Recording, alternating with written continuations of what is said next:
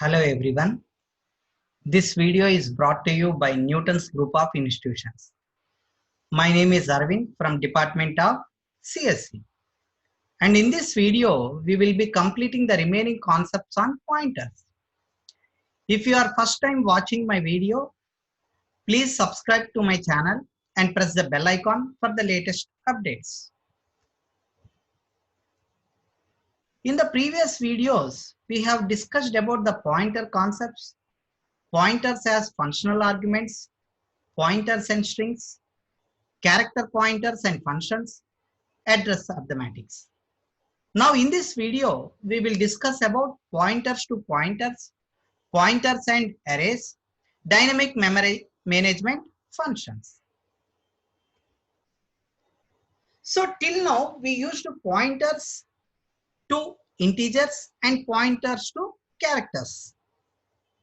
It is also possible to use pointers to other pointers. It is possible to have a pointer point to another pointer that points to the target value. This is called multiple indirection or pointers to pointers. Here we can see the difference. So here the value of the normal pointer in the first figure is the address of the variable that contains the desired value. In case of pointer to a pointer, the first pointer contains the address of the second pointer, which points to the variable that contains the desired value. So multiple indirections can be carried out on whatever extent desired, but more than a pointer to a pointer is rarely needed. In fact, excessive indirections is difficult to follow and it may prone to conceptual errors. A variable that is a pointer to pointer must be declared as shown here. Syntax, data type, pointer, pointer, PTR. So this is done by placing an additional asterisk in front of the variable name. So this declaration tells the compiler to allocate the memory for the variable in which the address of a pointer variable which points to the value of type data type can be stored. For example, float, pointer, pointer, PTR. Here the PTR is a pointer to a floating point number, but rather a pointer to the float pointer. So to access the target value indirectly pointed to by a pointer to a pointer, the asterisk operator has to be applied twice here. Now let us illustrate the program to see the concept of pointers to pointers. In this program, I is an ordinary integer variable, PTR1 is a pointer to an integer variable, whereas PTR2 is a pointer to pointer variable. And the memory location for these variables, suppose, is something like this in this particular table. Now here, first in the program, I am initializing the integer variable I to 5, which is stored at a memory location 45524. And pointer 1 is an integer pointer, contains the address of I. Pointer 2 is a pointer to pointer variable pointing to PTR1. So here PTR2 contains the address of PTR1, which it in turn contains the address of I.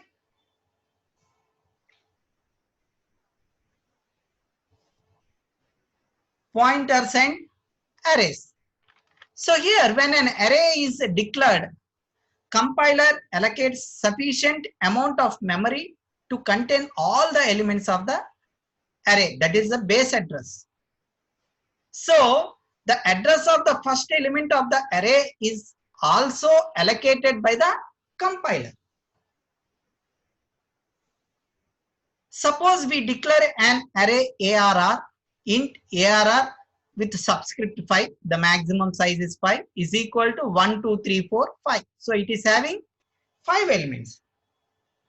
Assume that the base address of ARR is 1000 and each integer requires 16 bits, that is 2 bytes if it is an 16-bit compiler. If it is an 32-bit or 64-bit compiler, it is 4 bytes. So here I am assuming that my compiler is an 16-bit compiler. So the size of the integer is 2 bytes. So the 5 elements will be stored as like this. So address 1000 ARR 0 array, address 1002 ARR 1, address 1004 ARR 2, address 1006 ARR 3, address 1008 ARR 4. So here the variable ARR will give the base address, which is a constant pointing to the first element of the array ARR subscript 0. So here ARR contains the address of ARR 0, that is 1000. So we can see here ARR has two purposes. One is it is the name of an array and it acts as a pointer pointing towards the first element in the array. In our video part 2, we have seen that ARR is equal to ampersand ARR subscript 0 by default. So we can also declare a pointer of type int to point to an array ARR. That is being done like this: int asterisk p is equal to ARR or p is equal to ampersand ARR of 0. So ARR is which is equivalent to ampersand ARR subscript 0. So both the statements are equivalent. So now we can access every element of the array ARR using pointers to move from one element to another. Here we need to note that we cannot decrement a pointer once incremented. That is p minus minus won't work. We can do increment for pointers, but we cannot do decrements. Let us see a program to use pointers to point to an array. As we studied, we can use a pointer to point to an array, and then we can use the pointer to access the array elements. So here our program starts with main. I have one variable int I and I have an array which is having 5 elements 1, 2, 3, 4, 5, and I have a pointer variable pointer p which is having the address of k. So for I is equal to 0, I less than 5, I plus plus, printf percentage d pointer c. So for I am printing the 5 elements by using the pointer, and I am incrementing the pointer p plus plus. So here the pointer p will print all the values stored in the array one by one. We can also use the base address. For example, a in this particular case to act as a pointer and print all the values. By replacing the printf percentage d pointer p statement in this particular program with any of these following formats, what will happen? Let us see. So for example, this particular statement is being replaced with this particular printf statements. It prints the array by incrementing the index. And if I am using this particular statement, that is printf percentage d I of a, this will also print the elements of an array. If I am using printf %d a plus I, this will print the address of all the array elements. So a plus I, if I am using, it will print the address. The same, if I am using a pointer, what it will do is it will print the values of the array elements. And suppose if I am using printf %d pointer p, in that place if I am using printf %d pointer a, what is a array is will be having a base address of the array, and it is a constant, so it cannot be changed.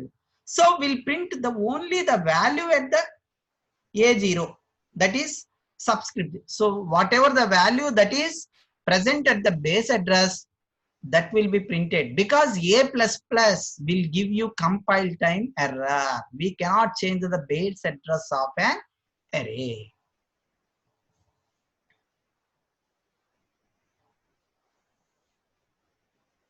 Now let us see a program for pointers and one-dimensional arrays. Suppose that X is a one-dimensional array of integer type and whose size is 10, and which can be declared as int X subscript 10. We know that a block of memory consisting of 10 contiguous locations which gets allocated, and all these locations share the common name X and are being subscripted with values 0 to 9 like shown in here. Here the array name X gives the base address of the array, that is the address of the first value X subscript 0 of the array. So X being equivalent to ampersand X subscript 0. This can be regarded as a pointer to integer, but in the capacity of a constant pointer. That is, X cannot be incremented nor decremented because X is a pointer constant. Since X is an address of X0, that is the base address, X is having the address 1000. Pointer X is the value stored in the first location. Since X is a constant pointer, it can be incremented to point to the next location. But the expression X plus 1 gives the address of the second value X subscript 1 of the array. So pointer X plus 1 gives the value itself stored at X plus X1. Similarly, pointer X2 X plus 2 gives the value at X plus 2. And without pointer, if I am writing X plus 2, it is the address of X of 2. So if I am using pointer, it will give the value. If I without the pointer, it will give the address. So in general, X plus I gives the address of the ith value in the array X, and pointer X plus I is the value that is stored in the ith location of the array. Now let us see a program to use pointers to point to an array. Here in this particular program, X is declared to be an array of int type of size 80. N and I are declared to be variables of integer type. The variable N is to accept the number of elements to be accepted into the array X. So the value of which should be lying between 1 and 80, and the variable I is used to select the each location of the array. So we know that the array name X gives the address of the first location of the array, and the expression X plus I gives the address of the ith location of the array. So by noticing that, we can see the second argument of scanf, that is X plus I, is equivalent to ampersand xi. Pointer X plus I is equivalent to xi. So here pointer X plus 0 gives the value of the first location of the array. Pointer X plus I gives the value of the ith location of the array X. And pointer X plus 1 gives the second location of the array X. So in this way, we can print the values that are present in the array. Now let us see a pointers and two-dimensional arrays. Suppose a matrix is a two-dimensional of integer type, which is declared as int matrix 3 3. The first subscript is 3 and the second subscript is 3. We know that a 2D array is essentially an array of one-dimensional array. So each element in a two-dimensional array happens to be a one-dimensional array. Here also, an array name matrix gives the base address, that is the address of the first value. So here, asterisk of matrix plus 0, asterisk of matrix plus 0 is the first one-dimensional array. Asterisk of matrix plus 1 is the second one-dimensional array. Asterisk of matrix plus 2 is the third one-dimensional array. Then asterisk of matrix plus 0 plus 0, it gives the first value of the first one-dimensional array, that is matrix 0 0. And asterisk of matrix plus 0 plus 1 gives the second value of the one-dimensional array matrix 0 1. Similarly, say suppose I have asterisk of matrix 1 plus 1. So what it gives? It gives the second value of the second one-dimensional array matrix, that is matrix 1 1. Therefore, in general, the matrix with subscripts ij can be written as asterisk of matrix plus I plus j.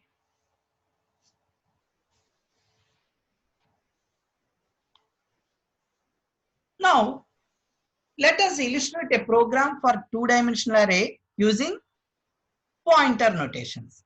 Now here, in this particular program, we can see that X is declared to be an array of 2 dimensions, and which is of size 5 by 5, where P, Q, I and J are declared to be variables of integer type. And here the variables P and Q we are using to collect the number of rows and the number of columns of a two-dimensional array. And the variables I and j we are using to select the rows and columns of the array respectively. So here, if you note that the second argument to scanf,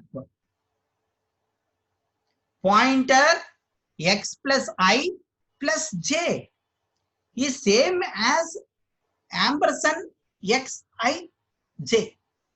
So ampersand x subscript I subscript j. And the second argument, that is pointer x plus I plus j, which is same as x of ij. So this will give you this argument is which is similar to your address of xij, and this is similar to the value of xij. So this will print the value and this will be the address. So into this particular address, we are scanning the values 10, 20, 30, 40, 50, 60, 70, 80 and 90. So into the addressed memory locations, we are storing those values, and those values by using double pointer, what we are doing? We are printing those values. So here, if you see the array elements of the two-dimensional array, that is a 3 by 3 matrix, it is in a single row. So it is the first element, second element, third element, fourth element, fifth element, sixth element, seventh element, eighth element and ninth element, since it is a 3 by 3 matrix. Now I am printing, while printing, I am printing it in the form of a matrix. So how is this possible? So here initially the I value is supposed to be 0. And then since 0 is less than 3, it is coming into this particular for loop. The j value is initialized to 0. 0 is less than 3. So it comes and prints the first command statement, that is %d star star x of I plus j. So this is nothing but it is the value. So the what is the value? The value is 10. So the 10 is printed. Then what it happens? J plus plus. So now j value will be 1. 1 is less than 3. So it will print the second value, 20. J plus plus. Now j value will be 2. 2 is less than q. What is q value? 3. So 2 is less than 3. So it will print the third value, that is 30. Now j value is incremented. J is 3. 3 is less than 3, which is false. So it will not execute this particular statement. It will come to the next line. So it has come to the next line. Now what happens? Once after printing the next line, it will go and the I value will be incremented. Now the I value will be 1. And 1 is less than 3. P value. P value is 3. So 1 is less than 3. So again it will enter into the jth loop. Now j value again it will be 0. So it will be displaying the fourth element. Fourth element is 40. Fifth element is 50. Sixth element is 60. So once after printing, again it the q value becomes 3. 3 less than 3, which is a false. So it will come to the new line. And I value incremented. I value is a 2. 2 is less than 3. So it will print the 7th element, 8th element and 9th element. Then the condition mismatches. So it will go here. I plus plus, I value will be 3. 3 less than 3, which is also false. So it will come away completely from this loop and it will print the result and it will be waiting for a character to be printed. So it will show the result as shown here in this particular screen. Now, let us see array of pointers. So just like we can declare an array of int, float and character, etc., we can also declare an array of pointers. The syntax is data type, pointer, array name, subscript, size. So array is used to store number of elements in a single variable. The elements may be of any data type, but all of them need to be of the same data type. So now you may ask one question, can we store the address as an array element? Yes. Instead of simple data, the address can be stored. The way of declaring an array of pointer is int pointer p. Here, when I am declaring int pointer p, the pointer is a pointer variable. PTR is a pointer variable which points to one integer memory location. And by doing small changes, like if I am representing as, instead of int pointer p, if I represent int pointer p of 10 with subscript 10, here the ptr is a variable and it is allowed to have the address of 10 variables. So in this case, we can store 10 different integer addresses to the array variable. So elements of the array may contain different addresses. Suppose int x comma y comma z.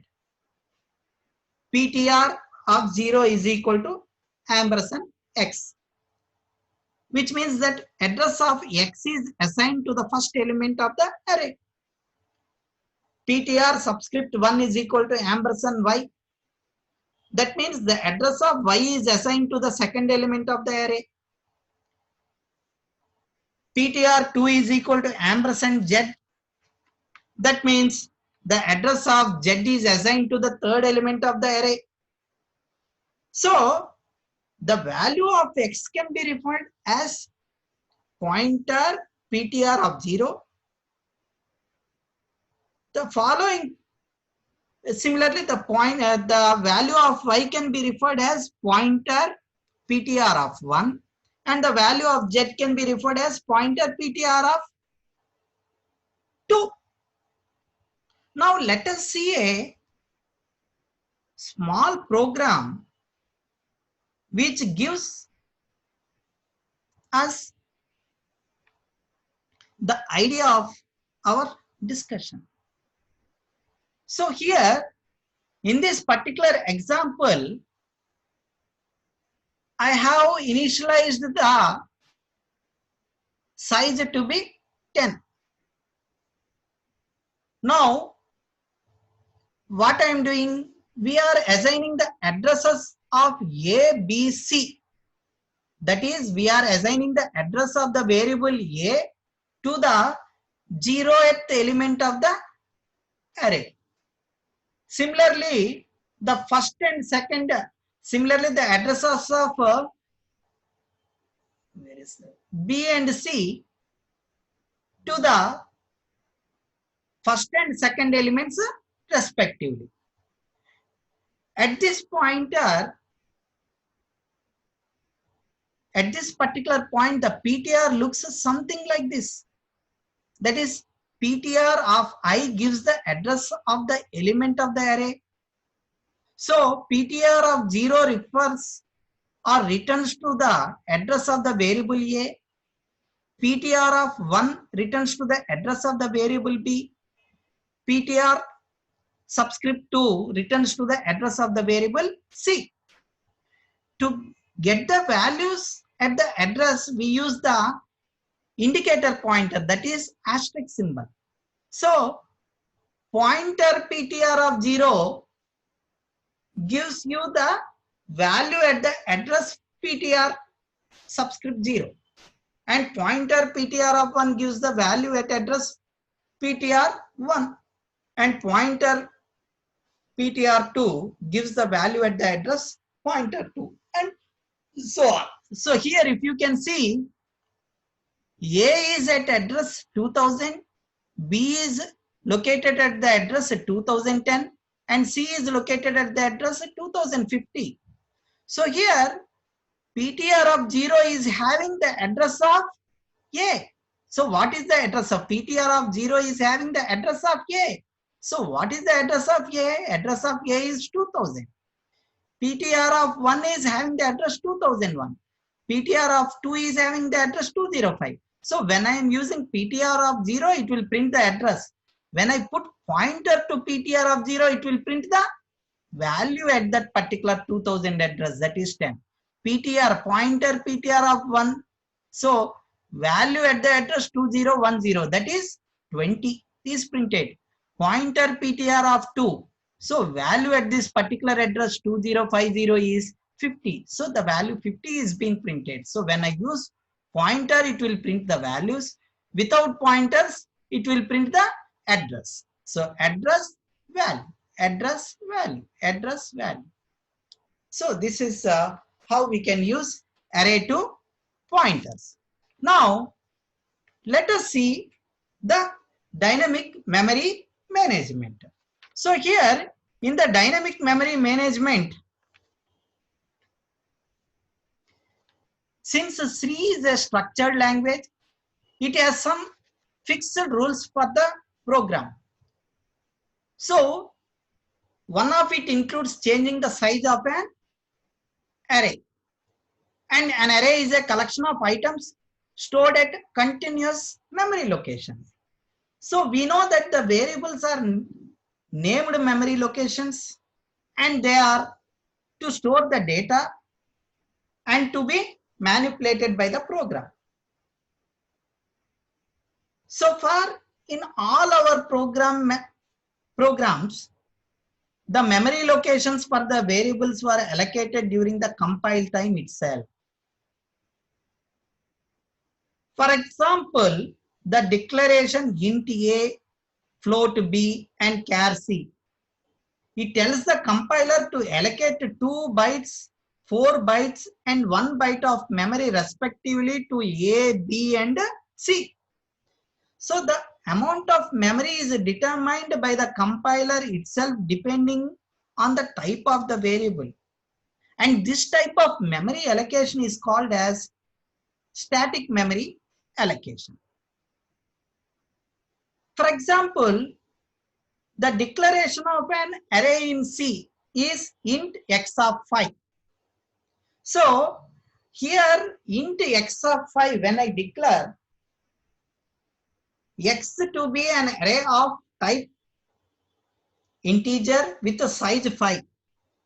Thus the compiler allocates 5 continuous memory allocations like shown here. Suppose if the base address is 1000, then x4, the last the fifth element will be stored at the location 1008. So here the memory locations are allocated for the array statically. Here we identify 2 problems. Firstly, if we need to deal with more than 5 values of int type during the runtime of the program, we cannot increase the size of the array during the runtime. And secondly, maybe not all the locations we are using. In this case, we cannot decrease the size of the array. Because of this, memory goes wasted. So this is where the concept of dynamic memory allocation comes into the picture. As the name itself indicates, memory can be allocated dynamically. That is, during the runtime of the program, while allocating, we can specify the size of the memory block to be allocated. And also we can release the unwanted memory blocks for the later use.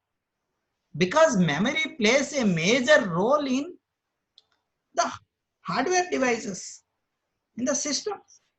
So in the standard C library, we are having 4 built-in functions which help us in dealing with the dynamic memory allocation.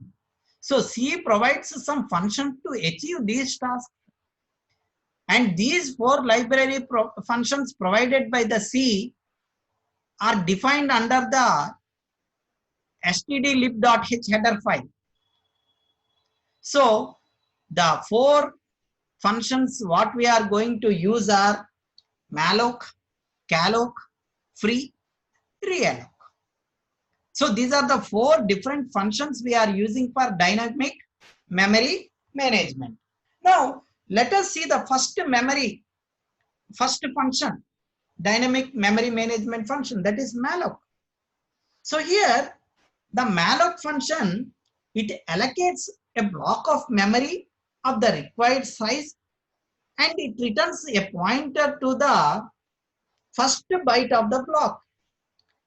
And the syntax is ptr is equal to data type pointer malloc of byte size, where here the byte size is the number of bytes to be allocated and PTR is the pointer of type data type.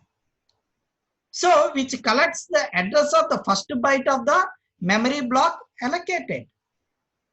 So here the memory block allocated will have garbage value. If there is no enough space, a null pointer will be returned here in case of malloc. So here let us see an example. Int pointer p is equal to int pointer malloc 5 into size of int. So the above statement allocates 10 bytes of memory because the size of integer is 2 bytes in 16-bit compiler. So 2 into 5 is 10. So 10 bytes of memory will be allocated dynamically at the runtime. And the pointer PTR holds the address of the first byte in the allocated memory. And as I said, the expression results in a null pointer if the memory cannot be allocated. If there is no enough space, then it will return null pointer.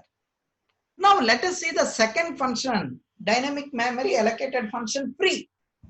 So the free is used to release the block of memory which is previously allocated so that it can be reused for some other purpose. And it takes the form of free in brackets PTR. So what happens? This statement frees the space allocated in the memory pointed by the PTR. That is, here the PTR is a pointer which points to the first byte of the memory block to be released. So it will release the memory. Now, coming to calloc, third function. So the name calloc stands for continuous allocation. So the malloc function allocates memory and leaves the memory uninitialized. So it will have the garbage value. Whereas if I am initializing the memory by using calloc function, it allocates memory and initializes all the bits to 0. So the initialization also happens if I am using calloc. So here the calloc, it allocates multiple blocks of memory, all of which are of the same size and which returns a first byte of the first block. So here the syntax is PTR is equal to data type pointer calloc n comma block size. Here n is the number of blocks of the memory to be allocated and block size is the number of bytes in each block and PTR is the pointer of type data type. So which collects the address of the first byte of the first memory block allocated and the memory block allocated will be filled with zeros.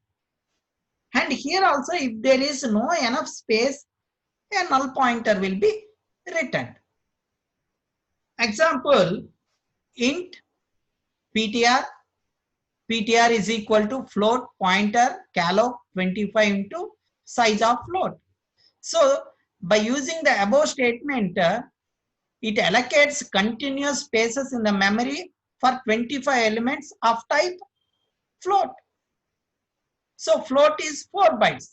Size of float is 4 bytes. 25 into 4, 100 bytes of memory will be allocated. Now, let us see another function that is realloc. So, if the dynamic allocated memory is insufficient or more than required, then we can change the previous allocated memory using the realloc function. So we know that malloc and calloc are used dynamically to allocate the memory space required to store the data. Under some situations, we may need to change the size of the memory block allocated either by using malloc or calloc during the runtime itself. So this can be accomplished. So reallocation of the size can be done by using realloc function. So it takes the following format, that is new ptr is equal to data type pointer realloc old pointer comma new size. So here the old ptr points to the block of memory previously allocated by the malloc or calloc, and new size is the size of the block to be reallocated. On successful execution of this function returns a pointer to the first byte of the reallocated memory block.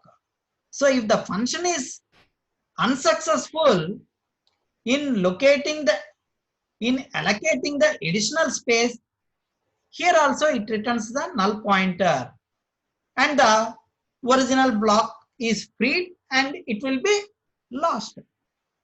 Here the new size may be smaller or larger than the earlier size of the memory block. So the position of the old memory block and that of the reallocated block may be same or different. If they are different, the data in the old block will be safely shifted to the new block. If it is not allocated, then the data will be lost. So these are the 4 functions we are going to use in dynamic memory management function. Thank you all.